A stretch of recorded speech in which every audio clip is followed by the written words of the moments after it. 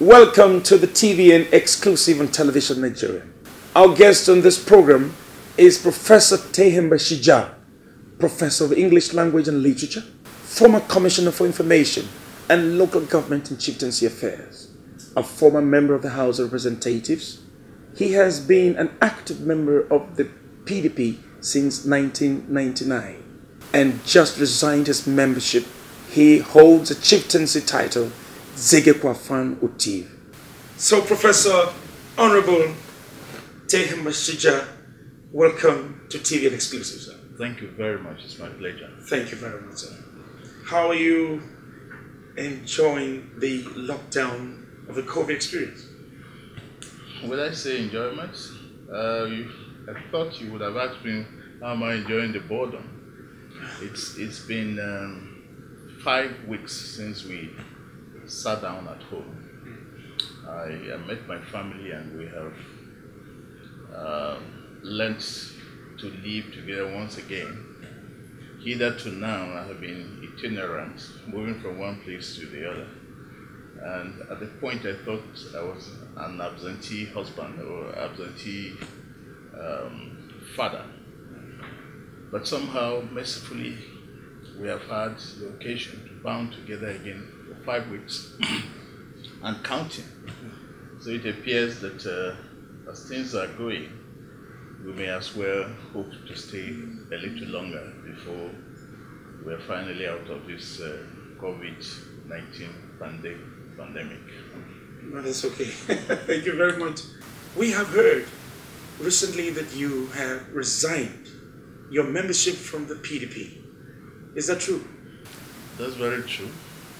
I've been a member of the PDP since its inception. In 1998, I have participated in virtually every activity in PDP, all the congresses, ward, local government, state congresses, national conventions. I have been a very active servant, served at different committees, committees to install chairmanship positions, committees to install governor. I've led 2 committees as Director General of 2 successive governors in Benue. One in 1998 that led to the emergence of Senator George Akume as the first governor after the military interregnum.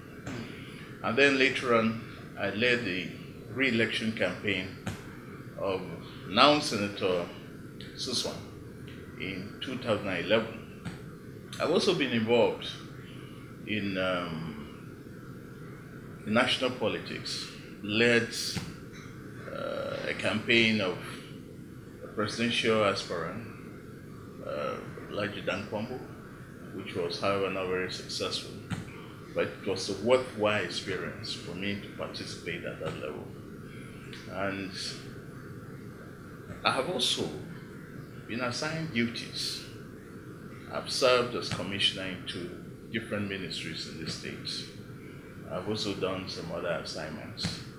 And I think that PDP gave me a platform to realize my potential, to also contribute my quota to the development of this country. But I just have to move.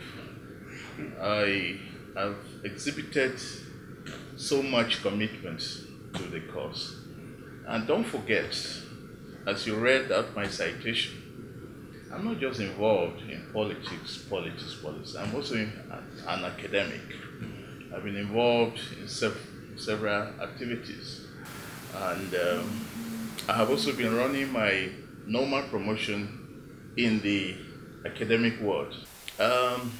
I have come to a place that I think is a cul-de-sac in PDP. And I just have to move forward. And what I think lays in stock for me will not be realized in PDP. So I just had to resign. So don't ask me where I'm going because I have not told anybody yet. It was nice listening to you give us a narrative about you and your service to the PDP, and one would naturally want to find out. It's inquisitive to know where you're headed. It's very natural, but I will come back to you on that. Can you just tell us what really, in very specific terms, gave you the inspiration that led you to resign your membership in a party that you've served in a very long time? I had cautioned you that I was not going to tell you where I was going. But that was left to conjecture, because it's very obvious that there are only two political parties that are operational, even though we have as many as 70-something political parties. So if any person ever knew who I was in PDP, they would just imagine that if I'm moving, I should go to an equally very active political party. I wouldn't want to talk about that now. Yes, Now the second thing is that you told me to tell you what really inspired my living. I thought I told you that I have come to a place now, a time, that I would think that I will realize my ambition elsewhere on a forum better than PDP, by my own estimation. So it isn't that what I'm leaving behind is not good enough. What I'm leaving behind is not useful enough for the realization of my ambition, which right now is at this incubation stage, and will release later on, yes, as time goes on. Thank you very much. We have gotten the key word, ambition. Yeah. And we're going to stop at that. But the word is ambition. And going further, let's know exactly how you were able to combine, the academic and the politics. You've been able to juxtapose them, and you effectively has been able to move to the echelon as a professor. And you're running the promotions, and you're ranking in the academia as a professor. How were you able to do that? Thank you. We can't even leave ambition completely behind, owing to the fact that you have asked a question that borders on ambition. Ambition is a key word. Everybody is ambitious. If you have a child that is not ambitious, you won't be happy. We have a short lifespan on earth, and within this time we want to develop ambitions that will make us accomplish as much as possible. We will not conquer the whole world, but we want to leave our mark before we leave. Now, politics. Those of us who were fortunate or unfortunate to get into politics early enough. I got into politics and got elected into the Federal House of Representatives when I was just 31. It is extremely difficult for you to leave. And if at 31, I was just a greenhorn, having left the university with a master's degree, and I was trusted with the responsibility of representing people in the National Assembly, I counted myself very lucky. And I imagined that if I develop myself further, I'll be given larger responsibilities. So I didn't leave academics completely. I would play a role in politics and go back into academics. So whoever would have doubted my capacity in 1992, when I got elected to the National Assembly, will not easily doubt my capacity now that I'm a professor, having earned my PhD some 16 years ago. So I think that if you want to engage in public service, you also need to engage in personal development. Develop yourself. In academics, you need to attend courses, attend workshops, present papers, interact with people who know. You can't know everything, but you can learn as long as you're interacting with people who are different fora. And that's what I've been busy doing. it's very difficult. It's not so rewarding because academics, you just make ends meet. But it's rewarding mentally and spiritually. You feel that you are alert. You feel that you are following what is happening. And makes you happy. And in politics, where so many factors have overtaken the efficacy of an individual, you want to prove to people that you don't need to be chasing money, but you be relevant where it matters. That's where I belong. I've had a good number of friends who right from secondary school fell by the wayside. Some have been successful businessmen. They have all the fleets of cars. They have all the houses. But most of them are not fulfilled. Most of them cannot face the issues of the time that border on intellectuality. They want to learn more, but sometimes they feel it's too late.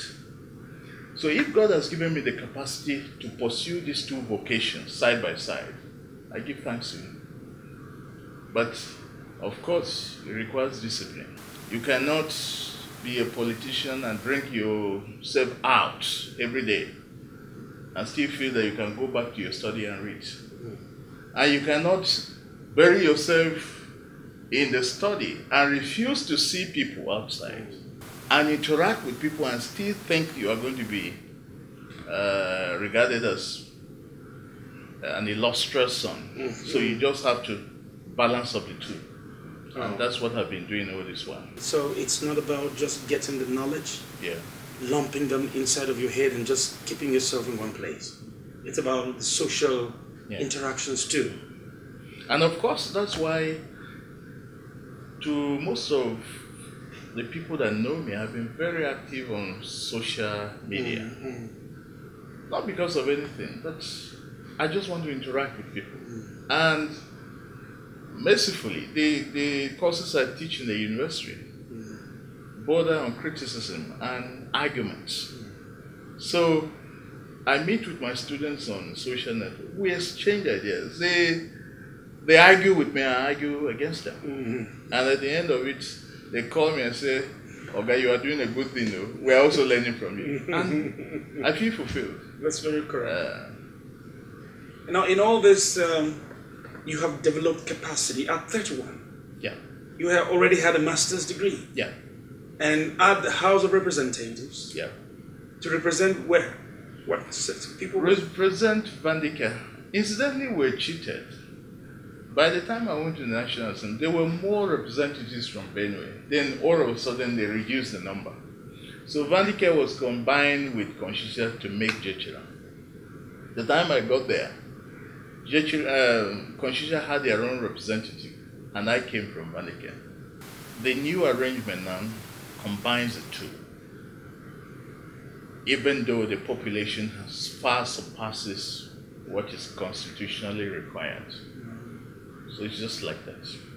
It's unfortunate that the delineation has not been able to implement on carving out the separate constituencies, to deal with, separate representations.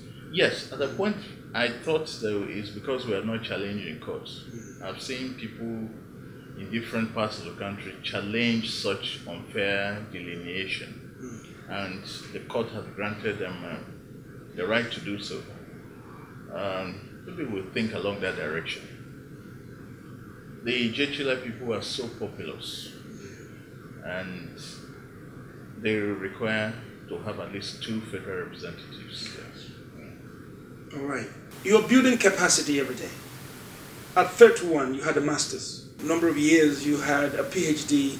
16 years after, you became a professor. Now, how are you going to translate this wealth of knowledge and this heavy school into the administration of the state in the event that you become the governor of Benue State, or when the people decide to call you to become the governor of Benue State? And please tell us something about what is the consequence of not going to school and sitting on the seat as a governor. I'm smiling broadly because you have introduced an idea that, as far as I know, I'm not your canvas for governorship in this interview. So you just imagine that that's the next logical step I should take. I appreciate that. But if I did, and God helps me to be the governor of Benue, of course, I will place emphasis on capacity building. Benue has been so lucky. We have had very good leaders, especially in the past. By the time the late Aperko left after 4 years, it was very clear that Benue was the most educated, most enlightened population in the north. Then it was the 13 other states, now 19 other states.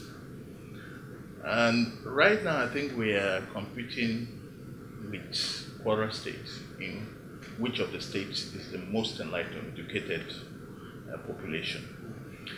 Capacity building. We have had a lot of setback simply because people entrusted with responsibilities are simply incapable of doing things. And what has even annoyed some of us is that it appears every political position is for the boys. Once it is zoned to your area, then you as good as qualified. If you don't have a specialist training in a certain area, it shouldn't be given. That's why we have to train our children, and that's why people need to develop themselves. You can't tell me that I have so many children, some have gone to school, they have developed themselves, some are riding Okada. Then a position of responsibility comes in and push them out riding Okada to go and take over. That's not, it doesn't work that way. And you are trained to solve problems. We have the COVID-19. We don't just take any person. You don't go to EU and take a dispensary attendant and come and say, look, go and tell us about COVID-19. You will depend on that young boy. You spend resources to train somewhere to come back and help you solve the problem. So we are in the 21st century. We have to develop, build capacity to help us solve. Now, we are at the verge of losing the entire resources of oil. Now our oil is worth nothing now. So if we cannot depend on oil, we depend on the monthly allocation that comes from Abuja, then how do we run the states? We have to use our intelligence. We have to use our intellect to develop strategies to do that. And of course, this has to be met with the ability to stop corruption. Because even if you generate money, as we have been generating, you may not see it. So somebody has to have the capacity to stop corruption. So that way you will know where I'm coming from. I'm coming from a background where I will insist that the right thing should be done, irrespective of whoever is involved. And I will insist that the laws of the land should be complied with. And I expect that the right persons should be in place. Unfortunately, most people in Benue know me for that. So I have no problem with credibility. I have no problem with integrity. I have a problem, as most people say, about going to grab money somewhere. They say, how is he going to run? He hasn't got money. But I think that most people will stand up and make sure that that dream is realized. Thank you very much, Professor and Chief Terhemba Shija. You are very intelligent. Listening to you just wants to go on and on and on listening to you again. I want to appreciate the fact that it's an opportunity we have sitting here. This chief was not given to you in English. The nomenclature of the title is Zege Kwafan Utiv. Please tell us the interpretation, please. Okay, contrary to the way you have described me, I probably would not have the intelligence or the ability to interpret this chieftain's name. The reason is that one is given in Tiv, and Kwafan in Tiv is interpreted in different perspectives. First, it is wisdom. Secondly, it is book knowledge. And thirdly, it is local intelligence. And now we also have what is called artificial intelligence. So many. So when I was summoned by the late chief, and he announced to me he was going to make me the Zege Kwafan chief, I felt intimidated. One, I wasn't even a professor then. And I was working under professors, learning at their feet. So how would you look at some professors, some chief, some not chief, and then pronounce the senior lecturer Zege Kwafan Uchief as if it was so intimidating, so blackmailing. So I didn't know whether I should interpret it from the perspective of book knowledge or the perspective of wisdom, natural wisdom, or whatever. But behind it was the honor of being recognized. It's not easy for an ethnic nationality of 5 million people and above, for a few people to be picked, and then you are picked among, and then you're going to be honored. So I came for it. And you took it? I took it. And you were not a professor yet? I wasn't a professor. Could it be that the late Toti, may so rest in peace, inspired you to become a professor? Please.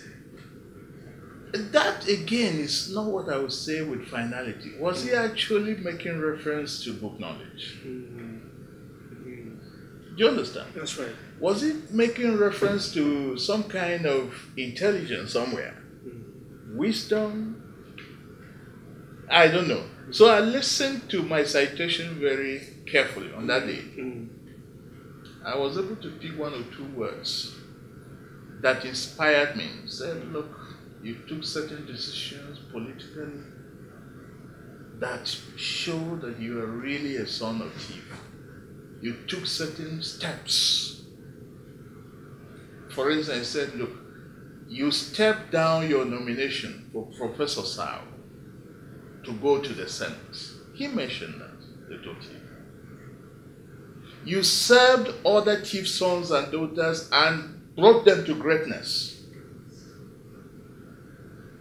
So I just knew, and then he mentioned the various steps the publications are made and the various steps I was taking in academics. So it's slightly confusing whether there was a focus. I think I crossed the board. I think he thought, or the Chief Traditional Council thought I merited it. So I received it. It was a big honor. A lot of people love you so much, no doubt. On social media, they engage with you. On a final note, this is COVID experience. What will you say? You remember the experience of one young man who was apprehended, just trying to herald and wake up Nigeria in regards to the COVID-19. Do you still remember that young man who was apprehended by the cop and locked up and all that? So what is your strong word, to those who are watching you? Vegas Shande, thank you very much.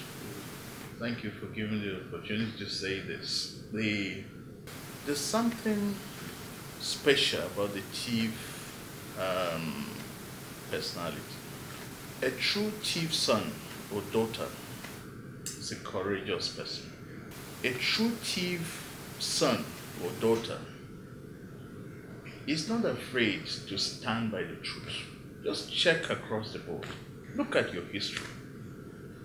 Whether it's J.S. Tucker rising to be the national chairman of the National Party at the age of 24, or whether it's Dr. Yochi Ayu rising to be the Senate President of the Federal Republic of Nigeria at 40,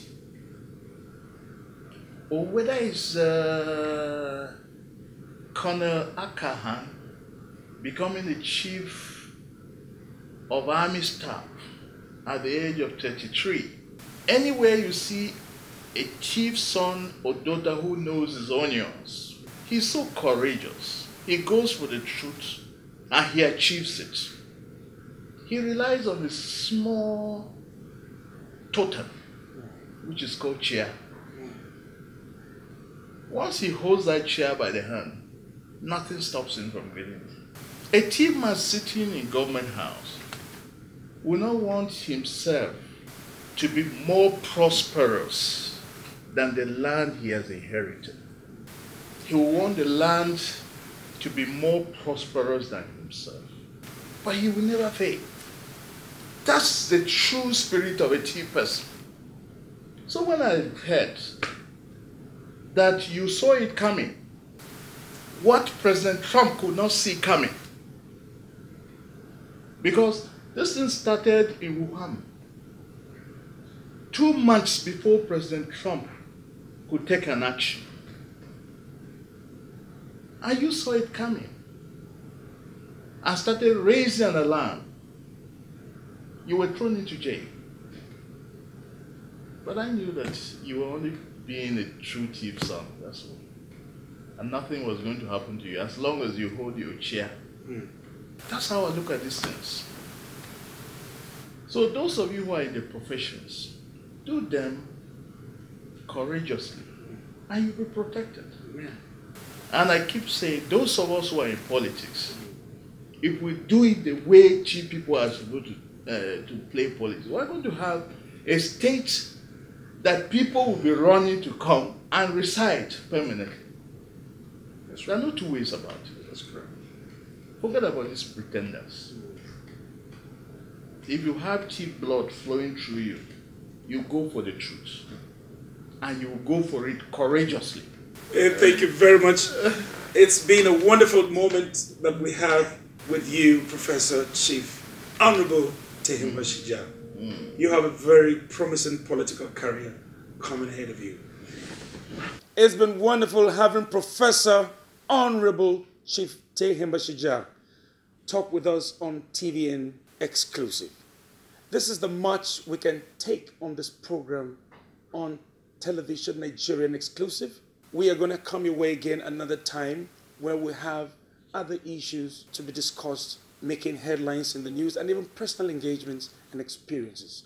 Until then, have a nice day, have a wonderful experience with the lockdown. Happy COVID-19 self-isolation. Many thanks for watching. I'm Peggy Shandy, TVN.